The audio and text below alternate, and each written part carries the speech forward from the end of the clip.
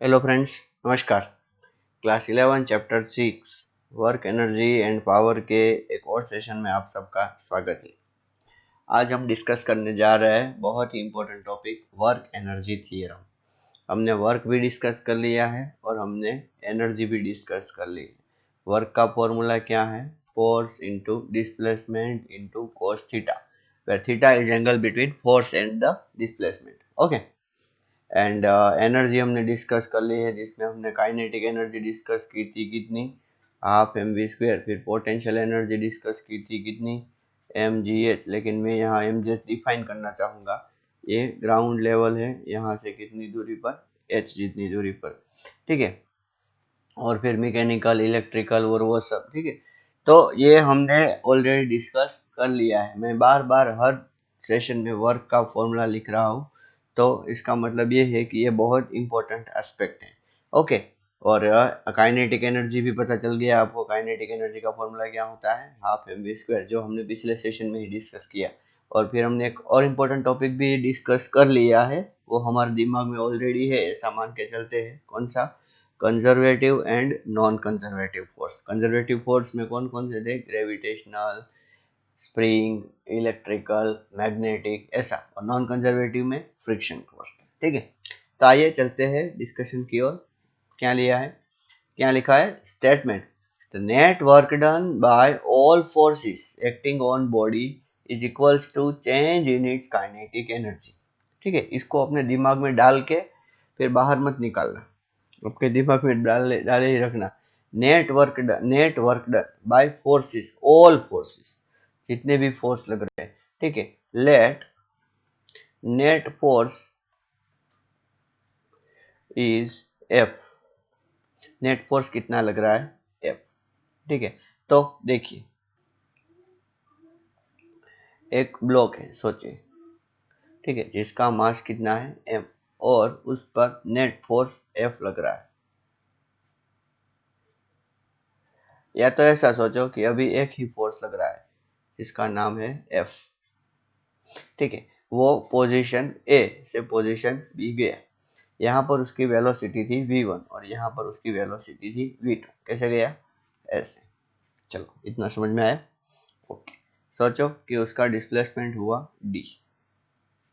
ठीक है। ए से बी तक उसका कितना डिस्प्लेसमेंट हुआ? d।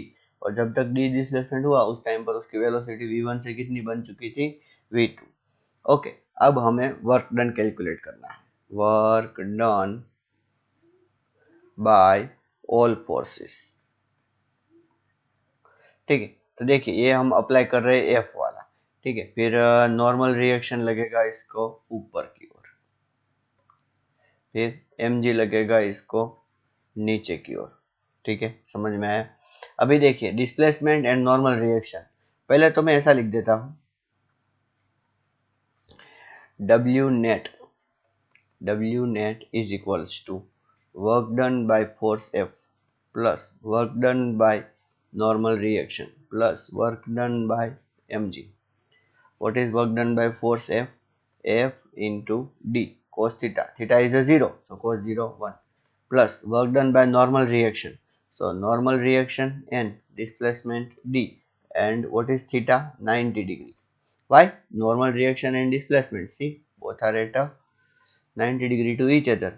And third, mg. mg is acting in the downward direction and displacement is in this direction. So again, both are perpendicular. So mg into d into what I will write? Cos 90. So what will be the total work done? Therefore, total work done will be is equals to Fd, and Fd is equals to MAD, where A is what? Acceleration, net acceleration. Can we say like this? Okay. Now, let me calculate change in kinetic energy. It is very simple. Change in kinetic energy is what? Half m v2 square minus half m v1 square. Final kinetic is simple. It is a final kinetic energy minus initial kinetic energy. Okay. So, fine. So, half m, what you can say it as a v2 square minus v1 square. Can we say like this? Okay. You know V2 square minus V1 square is equals to 2AD, third equation, right? Therefore, V2 square minus V1 square upon 2 is equals to AD. Can we say like this? Okay, let me replace here. So, M into V2 square minus V1 square upon 2. Suppose this is equation number 1. And what is this? This is equation number 2. You can see both equations are same. So what we can say? From 1 and 2. From 1 and 2. What we can say? That work done is equals to change in kinetic energy. Okay.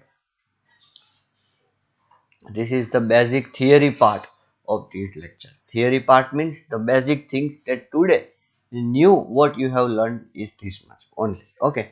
Now we are going to discuss that in various situation how you can simplify the situations. ठीक है, मतलब कि कोई different situation दी गई है तो आप simplify कैसे कर सकते हो. देखिए, मैं अभी आपको सिर्फ ऐसे एग्जांपल्स ही दूंगा. ठीक है, कैलकुलेशन हम इतना ज़्यादा नहीं करेंगे. ये ब्लॉक है. ठीक है, सोचिए इस पर ये फोर्स कितना लग रहा था, F. और रेजिस्टिव फोर्स सोचो कितना लग रहा है, F.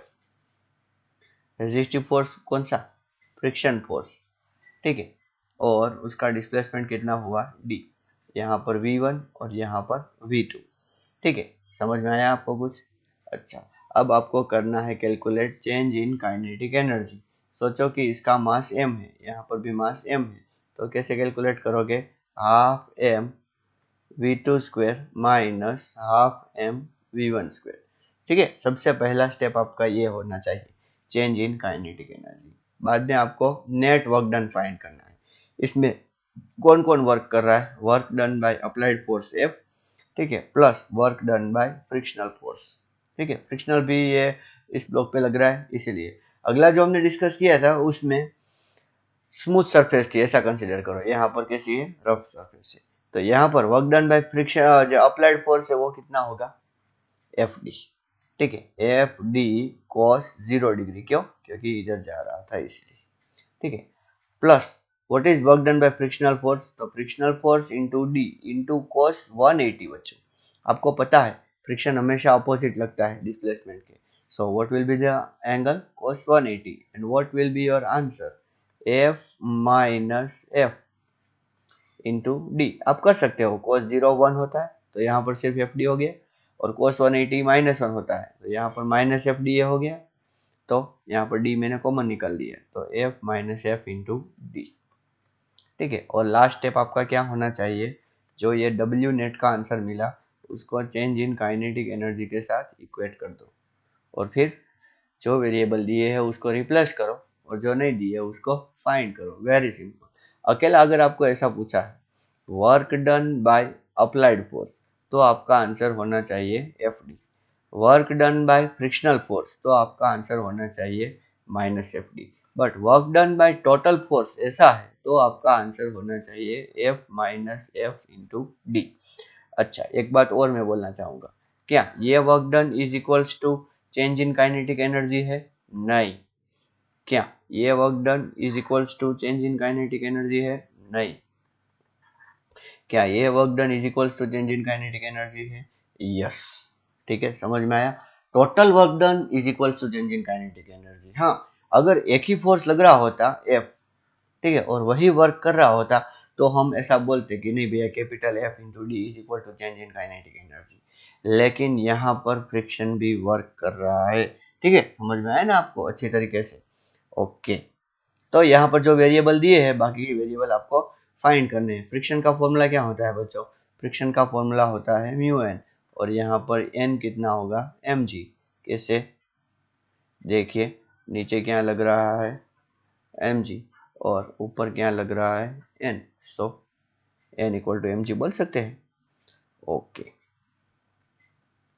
अभी देखिए एक सिचुएशन और, जिसमें एक ब्लॉक जिसका मास m है वो h हाइट से नीचे गिर रहा है. ठीक है, यहाँ पर उसकी वेलोसिटी v1 है और यहाँ पर उसकी वेलोसिटी v2 है और वो कहाँ गिर रहा है, नीचे की ओर। ठीक है, यहाँ पर सोच लीजिए ग्राउंड है। आप बोलोगे सर तो v2 को 0 ले लीजिए ना। हाँ ले सकते हैं, लेकिन मतलब कि ऐसा हम v2 को डायरेक्टली 0 नहीं, कोलाइड होने के बाद वो 0 होती है ना, इसलिए अभी हम उसको 0 नहीं लेंगे। ठीक है। अच्छा, सबसे पहला आपका स्टेप क्या होना चाहिए, जैसा कि मैंने बोला ऐसे सिचुएशन में change in kinetic energy is equals to half m v2 square minus half m v1 square। ये पहला स्टेप होना चाहिए। फिर दूसरा स्टेप क्या होना चाहिए, वर्क डन। तो आपको अच्छी तरीके से देखना होगा एग्जाम्पल में कि कौन से फोर्स लग रहे हैं। एक फोर्स लग रहा है नीचे की ओर, कौन सा, mg। ठीक है, बस एक ही फोर्स लग रहा है और डिस्प्लेसमेंट भी डाउनवर्ड डायरेक्शन में ही हो रहा है। So what is the work done, mgh, only यही वर्क हो रहा है। तो आप क्या बोल सकते हो, mgh is equals to half m v2 square minus half m v1 square. यहाँ पर आप m कैंसिल कर सकते हो, नहीं करना है। अगर किसी ने पोटेंशियल एनर्जी पूछ लिया तो इतना mgh आएगा। ठीक है, फिर किसी ने पूछा कि पहले काइनेट बाद में कितनी काइनेटिक एनर्जी थी, तो ये आंसर आएगा। पहले कितनी काइनेटिक एनर्जी थी, तो ये आंसर आएगा। चेंज इन काइनेटिक एनर्जी, तो इसका सम डिफरेंस आएगा। चेंज इन काइनेटिक एनर्जी दिया है, एक की वेलोसिटी दी है, दूसरे की नहीं दी है, और हाइट भी दी है कि कितनी हाइट से वो गिर रही है, तो भी यहाँ पर आप कर सकते हो। देखो, मैं आपको सिर्फ रास्ता दिखा रहा हूँ कि किस तरह। एग्जाम्पल तो आपको ही सॉल्व करने हैं, मैं आपको ऐसा ही बोल रहा हूँ कि ऐसी सिचुएशन हो तब आपको कैसे अपना दिमाग दौड़ाना है। ठीक है, देखो, अगर यहाँ पर रेजिस्टिव फोर्स लग रहा होता तो, फॉर एग्जाम्पल ये ब्लॉक है जिसका मास m है और v1 वेलोसिटी से गिरा कहाँ पर, नीचे, जहाँ पर उसकी वेलोसिटी क्या हो गई, v2। ठीक है, और जब वो गिर रहा था तब उसके ऊपर एक mg लग रहा था। ठीक है, और दूसरा रेजिस्टिव फोर्स लग रहा था fr। ठीक है, तो कैसे करें, तो सोचो ये डिस्प्लेसमेंट कितना है, h। तो आपका पहला स्टेप में हर बार ऐसा बोलता हूँ, delta K E half M v2 square minus half M v1 square. ठीक है, पहला स्टेप हमेशा ऐसा करो। दूसरा स्टेप वर्क का क्या होगा, तो वर्क इज इक्वल्स टू क्या होगा, पहले कौन कौन फोर्स है, दो फोर्स है, तो दोनों फोर्स इस पे लग रहे हैं, तो कितना जो डिस्प्लेसमेंट हुआ, h। कौन सी डायरेक्शन में, डाउनवर्ड डायरेक्शन में, तो mg इंटू एच। ठीक है, मतलब कि ग्रेविटेशनल फोर्स तो इतना ही वर्क करेगा, फोर्स इंटू डिस्प्लेसमेंट होता है, और वो कितना वर्क करेगा, तो रेजिस्टिव फोर्स इंटू एच। समझ में आया। तो अगर आपको पूछा है what is work done by gravitational force, तो इतना। What is work done by resistive force, तो इतना। समझ में आया। ठीक है, what is net work done, तो इतना। अगर रेजिस्टिव फोर्स और ग्रेविटेशनल फोर्स दोनों में से कुछ नहीं पता और सिर्फ दो वेलोसिटी दी गई है, तो डायरेक्टली हमें तो पता ही है ना कि work done is equals to change in kinetic energy. ठीक है, मतलब मैं आपको सब समझा रहा हूँ कि अगर क्या पूछा है तो आपको कौन सी वैल्यू फाइंड करनी है, वेलोसिटी फाइंड करनी है। तो ये अगर mgh और frh दिए हैं, तो v2 और v1 ऐसा दिया हो सकता है कि यहाँ पर फ्री फॉल हुआ तो v1 इज इक्वल्स टू 0 हो जाएगा, तो डायरेक्टली आप v2 फाइंड कर सकते हो अगर हाइट और रेजिस्टिव फोर्स दिया है तो। ठीक है, देखो मतलब कि सिचुएशन कैसी है इस पे डिपेंड करता है कि आपको कैसे सॉल्व करने हैं। ठीक है, देखो एक एग्जांपल और देखिए। सॉरी, ये मैंने थोड़ा अच्छा ड्रॉ नहीं किया।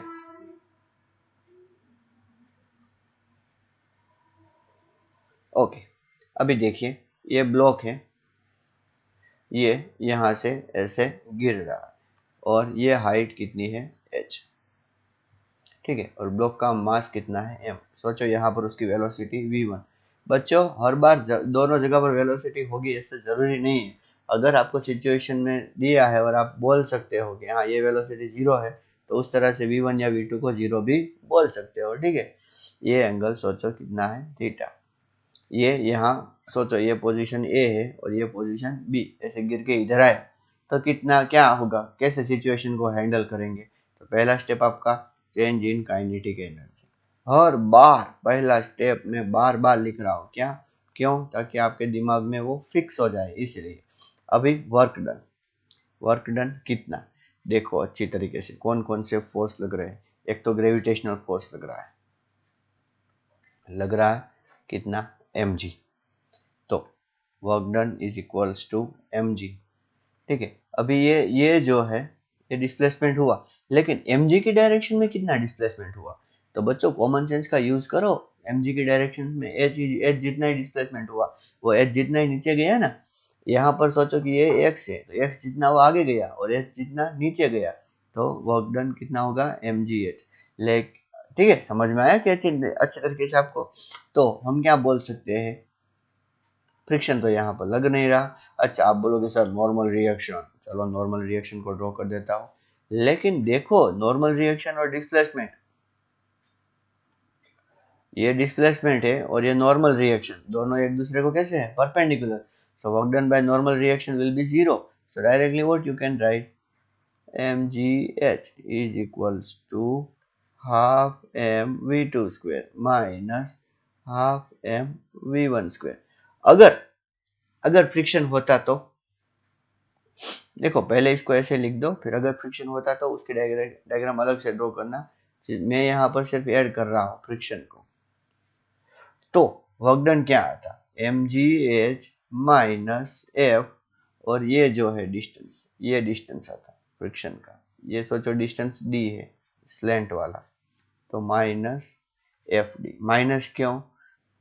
अब मैं आपको नहीं बोलूंगा, हर बार ऐसा बोलना अच्छा नहीं लगता कि फ्रिक्शन का वर्क डन ऑलवेज नेगेटिव होता है। तो यहाँ पर हम क्या रिप्लेस कर सकते हैं बच्चों? mgh minus F D. ठीक है, सिचुएशन रिप्लेस करनी आनी चाहिए, वरना बाकी की चीज तो हम बहुत मतलब कि बार डिस्कस कर चुके हैं। अभी फ्रिक्शन क्या है? तो फ्रिक्शन देखो, ब्ला ब्ला ब्ला बहुत सारी थिंग हमने डिस्कस की थी। म्यू एन, जहाँ पर ये एन होता है, फिर ये एम जी। तो देखो मैं दूसरे कलर में यहाँ पर अगर एम जी के दो कंपोनेंट निकालूं, तो ये कंपोनेंट कौन सा होता है?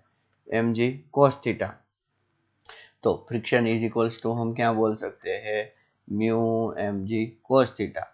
तो यहाँ पर आप लिख सकते हो, देखो क्या, एम जी एच माइनस, अच्छा देखो म्यू एम जी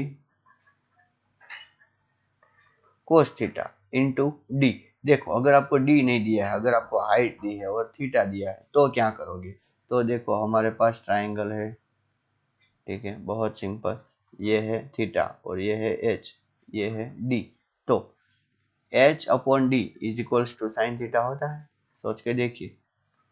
तो डी इज इक्वल्स टू क्या होगा? एच अपॉन साइन थीटा होगा। तो यहाँ पर एच अपॉन साइन थीटा भी आप लिख सकते हैं। देखिए, तो इसका मतलब क्या होगा कि M G H minus mu M G cos theta, अभी मैंने क्या बोला कि डी की जगह पर आपको क्या लिखना है? Into H upon sine theta is equals to आप क्या लिख सकते हो? Half M V two square minus half M V one square. ठीक है, देखो आपको ये कॉम्प्लेक्स लग रहा है, लेकिन मैं क्या बोल रहा हूँ, छोटी छोटी बातें हमने पहले डिस्कस की है, उन छोटी छोटी बातों को मिला के ही ये बना है। तो इसमें कोई ज्यादा घबराने की जरूरत नहीं है। ये cos theta upon sine theta क्या हो गया? Cot theta. तो देखियो क्या एक सिचुएशन हो गई, M G H minus mu M G cot theta into H is equals to half M V two square minus half M V one square. बच्चे घबराते हैं, सर ऐसी सिचुएशन आ गई, हमें कुछ पता नहीं चला कैसे सॉल्व करें और ऐसा। तो टेंशन लेने की जरूरत नहीं है, मैंने बोला ना ऐसे स्टेप फॉलो करो and definitely you will get the answer. देखो हमने पिछले जो लॉज ऑफ मोशन के लास्ट सेशन में हमने एक एग्जांपल देखा था, उसमें क्या था कि एक ऐसा, अगर आपने वो ध्यान से देखा है तो ठीक है, कि ऐसा एक एंगल थीटा था और यहाँ ऐसा रफ था। सोचो कि इसकी हाइट यहाँ पर h है और ऐसा बोला गया था कि इस ब्लॉक को रिलीज किया गया, ठीक है, मतलब कि यहाँ पर वेलोसिटी जीरो, जिससे यहाँ ये स्मूथ है, आधा स्मूथ था, तो यहाँ वेलोसिटी बढ़ी, लेकिन जब वो रफ में आया तब वेलोसिटी कम हो गई और आते आते उसकी वेलोसिटी फिर से जीरो हो गई। तो हमें म्यू फाइंड करना था। तो देखिए v2 और v1 दोनों जीरो हो गए, तो डायरेक्टली क्या बोल सकते हैं? mgh is equals to mu mg cot theta into h divided by 2। बच्चों समझ में आया डिवाइडेड बाई 2 क्यों? क्योंकि हमने इतना ही लिया है इसीलिए। ओके, तो देखो इसको सॉल्व करो ना, आपको कोस थीटा नहीं कोट थीटा। तो देखिए mgh, तो mgh इतना कैंसिल हो गया, ठीक है। तो mu is equals to 2 upon cot theta, so implies mu is equals to 2 tan theta. Directly आ गया ना, मतलब कि ये बहुत सिंपल है। अगर आपको एक बार पता चल गया कि आपको कैसे सॉल्व करना है, पहले आपको क्या लगाना है और बाद में आपको क्या लगाना है, तो ये बहुत सिंपल है। देखिए एक और सिचुएशन ऐसी भी आती है कि भैया यहाँ पर देखिए ये है रिजिड या तो फिक्स सपोर्ट, ठीक है। और ये जो स्ट्रिंग है उसकी लेंथ L है और ये जो बॉल है उसका मास M है, ठीक है। यहाँ से सोचो कि यहाँ पर उसकी वेलोसिटी v1 है, हालांकि वो 0 ही होगी, लेकिन यहाँ पर अगर v1 लेते हैं, ठीक है, और उसको रिलीज किया गया तो वो बॉल यहाँ आ गया। हालांकि वो आगे भी जाएगा, लेकिन सोचो कि वो यहाँ आ गया तो कितनी लेंथ यह होगी, ये तो कोई चेंज नहीं होगी। तो यहाँ पर ये जो वेलोसिटी v2 है वो कितनी होगी, तो किस तरह फाइंड करें? बच्चों सबसे पहले तो मैंने क्या बोला था कि आपका पहला स्टेप क्या होना चाहिए, half M V two square minus half M V one square. हमेशा ऐसा लगाओ, ठीक है, डरना मत, डरना नहीं है, ठीक है। And then after work done. अभी वर्क डन में क्या होगा, देखिए मैं अगर एक कोई इंटरमीडिएट सिचुएशन कंसीडर करूँ ना, यहाँ पर देखिए टेंशन इधर लग रहा है, यहाँ पर टेंशन इधर लग रहा है, यहाँ पर टेंशन इधर, ठीक है। टेंशन लग रहा है कि नहीं, मतलब सर में भी आपके टेंशन आ रहा होगा। अभी देखिए डिस्प्लेसमेंट टेंजेंशियल होता है और टेंशन रेडियल होता है, तो दोनों एक दूसरे को कैसे हो गए, perpendicular. Therefore work done by tension will be zero. हमने वो पहले सेशन में भी बोला था कि टेंशन कोई वर्क नहीं करता जब ऐसे सर्कुलर घूमता है, ऐसे थोड़ी थोड़ी सर्कुलर मोशन जैसी ही है बच्चों। तो कैसे करें, अभी टेंशन ने कोई वर्क नहीं किया, एम जी हमेशा ऐसे लगेगा, हमेशा, ठीक है। टेंशन मत लीजिए, एम जी ऑलवेज ऐसा लगेगा। तो एम जी की डायरेक्शन में कितना डिस्प्लेसमेंट हुआ, तो वो तो एल ही हुआ, कॉमन सेंस लगा के सोचिए, ठीक है। तो इसका मतलब वर्क डन कितना हुआ, एम जी इंटू एल, ठीक है, डाउनवर्ड ही आया इसलिए cos 0 1। तो हम डायरेक्टली क्या लिख सकते हैं बच्चों, M G L is equals to half M V two square minus half M v1 square, ठीक है। फिर बाद में एक इक्वेशन ये आपके पास आ गया, बाद में आप राजा हो, ठीक है। बहुत सारी ऐसी चीज है जो आपको मिल जाएगी। अच्छा, सोचो कि ये जो बीच वाला जो मैंने डायग्राम ड्रॉ की, यहाँ पर वेलोसिटी कितनी है, ये अगर हमें फाइंड करना है तो कैसे करें। ये सोचो कि यहाँ से कितना मुड़ा एंगल थीटा, कितना थीटा, ये लेंथ कितनी होगी, ये एल ही होगी, कितनी होगी एल। तो ये कितना नीचे आया बच्चों, इतना नीचे आया, ये हो गया h। सोचो, ऐसा सिर्फ सोचो, तो डायरेक्टली क्या मैं ऐसा लिख सकता हूँ, half M V square minus half M V one square is equals to M G H, ठीक है। हर बार ऐसा हम कर सकते हैं, ठीक है, इसमें कोई प्रॉब्लम वाली बात नहीं है। अभी मैं क्या बोल रहा था कि बॉल पहले यहाँ था, फिर यहाँ आ गया, कितना एंगल गया थीटा, और कितनी हाइट वो नीचे गया h, ठीक है। देखो ये l होगा, होगा कि नहीं, हाँ, तो बहुत सिंपल है, थीटा इज इक्वल्स टू क्या होगा, sorry sine theta is equals to h upon l। तो इसका मतलब h क्या है, l साइन थीटा। तो डायरेक्टली लगाओ, डरो मत, half M V square minus half M V one square is equals to M G L sine theta.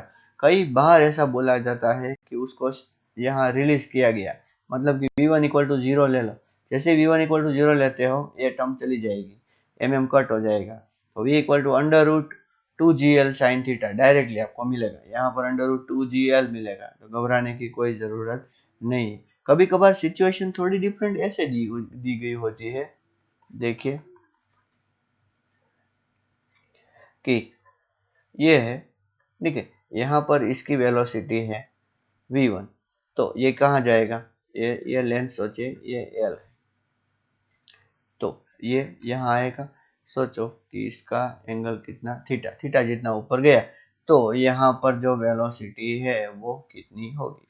तो आपको सबसे पहला स्टेप क्या करना है, half M V square minus half M V one square, ये पहला step, change in kinetic energy. ठीक, फिर यहाँ पर टेंशन, जैसे कि मैंने बोला भैया टेंशन कोई वर्क नहीं करता, तो वर्क सिर्फ कौन करेगा, ग्रेविटेशनल फोर्स, वो भी नीचे ऐसे mg लग रहा है, ठीक है। तो हमें ये देखना है बच्चों, जब ये ऐसे गया तब उसने इतनी हाइट कवर की ना, h, तो इसका मतलब mg into H into cos 180 क्यों, सोचो वो ऊपर गया और mg नीचे लग रहा है, इससे डिस्प्लेसमेंट अपोजिट हुआ, so what will be the answer, minus mg h। अभी आप बोलोगे सर h कैसे फाइंड करें, देखिए इसमें h आपको दूसरी सिचुएशन से फाइंड करना होगा। ये देखिए ये थीटा है, यहाँ से यहाँ तक का पूरा क्या है l, यहाँ से यहाँ तक का l cos थीटा होगा। कैसे, क्योंकि ये लेंथ जो है, ये लेंथ कितनी है l, ठीक है, और ये एंगल थीटा है, सोचिए ना, आप खुद ही सोचिए, ऐसा ये है l और ये है थीटा, तो ये क्या होगा l cos थीटा और ये क्या होगा l sin थीटा। तो पूरी लेंथ l है और इतनी l cos थीटा, तो ये h कितना आएगा, डायरेक्टली आप बोल सकते हो sir h is equals to l minus l cos theta, means l into 1 minus cos theta. बच्चों जो मैंने ऊपर वाला एग्जांपल बोला ना, वो भी बहुत बार आता है और ये भी एग्जांपल बहुत बार आता है, तो आपको अच्छी तरीके से ध्यान में रखना है, ठीक है। M G into L into 1 minus cos theta, ठीक है, टेंशन नहीं लेना है, ऐसे सॉल्व करके और बाद में उसको इक्वेट कर देना है किसके साथ, half M V square minus half M V one square is equals to minus M G L into 1 minus cos theta, ठीक है। देखिए एक सिचुएशन ऐसी होती है कि कोई वुडन ब्लॉक जैसा होता है, ठीक है, जिसमें एक बुलेट आई और धड़ाम करके इसमें घुस गई और थोड़ी देर आगे बढ़ी और यहाँ पर उसकी वेलोसिटी दी गई है। सोचो जब वो घुसी उस टाइम पर उसकी वेलोसिटी v1 और थोड़ा सा डिस्टेंस वो आगे गई, सोचो कितना x, वहां पर उसकी वेलोसिटी v2 है, ठीक है, और रेजिस्टिव फोर्स कितना है Fr। ये तो पक्का ही है कि वो अंदर घुसेगी तो उसकी वेलोसिटी कम ही होगी, इसीलिए रेजिस्टिव फोर्स मैंने बोला। अब इस सिचुएशन को कैसे हैंडल करें, तो जैसा कि मैं बोल रहा हूँ, हमारा पहला स्टेप क्या होना चाहिए, हमारा पहला स्टेप होना चाहिए half M V two square minus half M V one square, ठीक। फिर ये रेजिस्टिव फोर्स है, तो work done by resistive force कितना है, तो माइनस रेजिस्टिव फोर्स, और डिस्टेंस कितना मोड़ा हमने, कितना आगे गई x, नेगेटिव क्यों, क्योंकि रेजिस्टिव फोर्स था, इसलिए दोनों के बीच का एंगल 180 हो गया ना, दोनों के बीच का मतलब angle between resistive force and displacement, okay, both are in the opposite direction, so what we can say directly, minus resistive force into x is equals to half m v2 square minus half M V one square, ठीक है। बहुत ऐसी situation होती है जिसमें आप इस तरह सॉल्व कर सकते हो। बच्चों स्प्रिंग में भी ऐसी सिचुएशन है, लेकिन जब हम स्प्रिंग का टॉपिक लेंगे ना, उस टाइम पर मैं स्प्रिंग की ऐसी सारी सिचुएशन आपके साथ डिस्कस करूंगा। ये बहुत बहुत इंपॉर्टेंट टॉपिक है, इसको अच्छी तरीके से ध्यान से देखना चाहिए। देखो अभी मेरे दिमाग में एक चीज और आ रही है कि एक ब्लॉक है जो कि ऐसे नीचे आ रहा है। ठीक है, एम एम एम। ठीक है, ये है पोजीशन ए, ये है पोजीशन बी और ये है पोजीशन सी। ठीक, ओके। अभी ये जो है ये है H1 सोचिए। ठीक है, और ये है H2। ठीक है, और यहाँ पर रेफरेंस लेवल, यहाँ पर वेलोसिटी सोचिए v1, यहाँ पर वेलोसिटी सोचिए v2 और यहाँ पर वेलोसिटी सोचिए v3। आप किसी भी सिचुएशन को ऐसे आप ट्रीट कर सकते हो। चलो ए और बी के बीच की बात करें तो कैसा होगा? सिर्फ सिर्फ और सिर्फ ग्रेविटेशनल फोर्स ही लग रहा है। Only gravitational force is acting, only gravitational force is acting. ठीक है, तो दो सिचुएशन वाली बात करें तो कैसे? Half M v2 square minus half M v1 square, ऐसा बोल सकते हैं। समझ में आया? इज इक्वल्स टू क्या होगा? इज इक्वल टू, सोचो कितना डिस्टेंस उसने मूव किया यहां से यहां तक। h1 जितना मूव किया, कितना मूव किया h1, तो हम क्या बोल सकते हैं mgh1। शायद आपको थोड़ा सा समझ में आया है। पक्का समझ में आया? हाँ, ओके, समझ में आया ना अच्छी तरीके से। अभी बी और सी का देखें तो बी और सी का देखिए, उसमें क्या बोल सकते हैं? Half M v3 square minus half M v2 square, half M v3 square minus half M v2 square is equals to हम क्या बोल सकते हैं?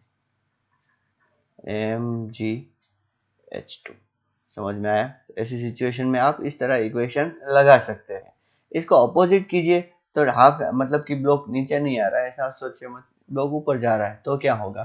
तो half M v1 square minus half M v2 square is equal to mgh1 और ऐसा आएगा। ठीक है, चलो पहले इतना समझ में आया आपको अच्छी तरीके से? पक्का? ओके, अब कुछ मैं चेंज करने जा रहा हूँ। ठीक है, इसमें क्या सिचुएशन में मैं चेंज करने जा रहा हूँ अच्छी तरीके से आप देखना। जो भी मैं हाइट लूंगा ना, वो हाइट मैं ग्राउंड से लूंगा। कहाँ से लूंगा? ग्राउंड से। अच्छी तरीके से देखना। इसकी हाइट मैं ले रहा हूँ कितनी? h2, वो तो ऐसी ही थी। इसकी हाइट में ले रहा हूँ h1, कितनी ले रहा हूँ? h1। कहाँ से? ग्राउंड से। ओके, अब सिचुएशन को देखिए, अब क्या आएगा? Half M v2 square minus half M v1 square is equal to क्या? mgh1 ही आएगा।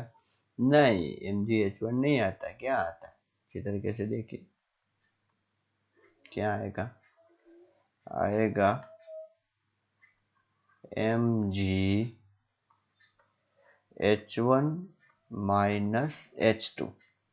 आता कि नहीं? अच्छी तरीके से देखिए, इतनी हाइट वो मूव हुआ ना। इसको अलग तरीके से मैं लिखना चाहूंगा। कैसे? देखिए, half M v2 square plus mgh2 is equals to half M v1 square plus mgh1। देखिए देखिए, ये हाफ एम v2 स्क्वायर हुआ, फिर यहाँ पर माइनस था, ये इधर आ गया mgh2 माइनस mgh2, यहाँ पर आ गया तो प्लस। देखिए आप खुद ही सॉल्व कर सकते हो। नीचे वाली सिचुएशन में कुछ चेंज आएगा क्या? कुछ चेंज नहीं आएगा, लेकिन उसमें भी मैं थोड़ा ऐसा लिखना चाहता हूँ। Half M v3 square plus mg0 is equals to half M v2 square plus mgh2। ये मैं क्या कर रहा हूँ? ये मैं आपको एक बहुत अच्छी सी सिचुएशन में लेके जा रहा हूँ। आ रहे हो ना मेरे साथ? ये हो गया potential energy plus kinetic energy. That is mechanical energy. ये भी हो गया क्या? Potential energy plus kinetic energy that is mechanical energy. ये कौन सी सिचुएशन पे mechanical energy? Mechanical energy at 2, ये मैकेनिकल एनर्जी एट 1। ठीक है, तो मतलब कि डायरेक्टली आप दोनों एनर्जी को देखो रेफरेंस लेवल से, उनका एडिशन करो, यहाँ भी उनका एडिशन करो, डायरेक्टली दोनों को इक्वेट कर सकते हो। यहाँ पर देखिए ये मैंने mg/0 क्यों किया? क्योंकि ये मैकेनिकल एनर्जी एट पोजीशन 3 थी, और पोजीशन जो 3 है नीचे आप देख रहे हो, उसकी हाइट रेफरेंस लेवल से कितनी है? 0। रेफरेंस लेवल आप किसी को भी मान सकते हो, ठीक है, ऐसा कोई नहीं है। और यहाँ पर हम क्या बोल सकते हैं? What is this? It is again mechanical energy at 2। ठीक है, तो कोई भी हाइट दी हो, वेलोसिटी दी हो, और कोई भी अनदर हाइट या वेलोसिटी आपको फाइंड करनी हो, इजीली आप कर सकते हो। ठीक है, कोई भी सिचुएशन में आपको क्या करना है? Potential energy plus kinetic energy at one point is equals to potential energy plus kinetic energy at another point. लेकिन ये सिचुएशन कब आएगी? या तो हम ऐसा बोल सकते हैं कि potential energy plus kinetic energy is equals to constant. बहुत बहुत गहरा रिजल्ट में लेके आया हुआ बच्चों। दोनों की वैल्यू कैसी हो गई? कांस्टेंट। ठीक है, ये कब हम यूज कर सकते हैं? Only in that situation, only in that situation in which only conservative forces are acting। conservative forces are acting। Conserve का मतलब क्या होता है? ऐसा नहीं बोला जाता कि भैया हमें नेचुरल रिसोर्स को कंजर्व रखना चाहिए। ठीक है, मतलब कि उसकी क्वांटिटी को हमें कम नहीं होने देना चाहिए। यहाँ पर देखिए, ये पोटेंशियल प्लस काइनेटिक का जो समेशन आया, उतना ही समेशन इसका भी आया, तो मैकेनिकल एनर्जी कंजर्व रही कि नहीं? ठीक है, ये कोई और नहीं है, और सिचुएशन नहीं है, ये क्या है? Law of conservation of energy.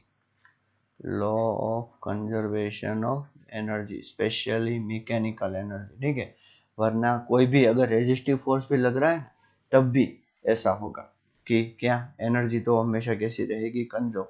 क्योंकि यूनिवर्स के बाहर हम किसी को एनर्जी देते नहीं, और बाहर से किसी की एनर्जी हम लेते नहीं। समझ में आया कि नहीं? तो ऐसी सिचुएशन को किस तरह हैंडल करना है, ये मैंने आपको सिखाया। अब एग्जाम्पल सॉल्व करने की बारी आपकी। बहुत सारे एग्जाम्पल सॉल्व कीजिए ताकि ऐसे सारे जो कंफ्यूजन है वो क्लियर हो जाए। ठीक है, टेंशन मत लीजिए, आप अभी सॉल्व कीजिए, ऐसा पॉसिबल है तो अगले लेक्चर में मैं आपके लिए एग्जाम्पल्स लेके आता हूँ। ठीक है, थैंक यू एंड नमस्कार।